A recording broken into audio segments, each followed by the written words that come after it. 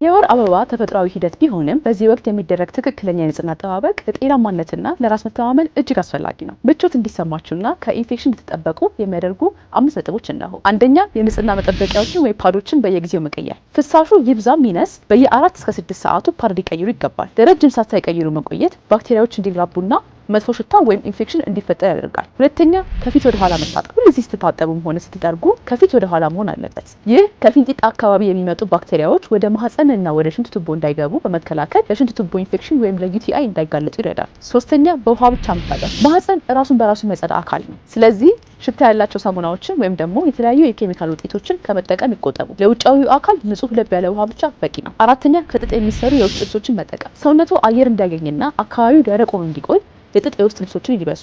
ላብና ሙቀትን የሚያፍኑ ሰው ሰራሽ ወይም ደግሞ ሲንቴቲክ ልብሶችን አለማዘውተር ይመከራል። አምስተኛ፣ እጅን መታጠብ። የንጽህና መጠበቂያዎችን ከመቀየሩ በፊትና በኋላ እጁን በሳሙናና በውሃ መታጠቡን አይዘንጉ። ይህ ጀርሞች ወደ ሰውነቱ እንዳይገቡ የሚከላከል ቀላሉ መንገድ ነው። እነዚህ ልምዶች በመከተል የወር አበባ ወቅት የሚኖራችሁን ምቾት መጠበቅ ትችላላችሁ። ማንኛውም ጥያቄ ካላችሁ በውስጥ መስመር ጠይቁን።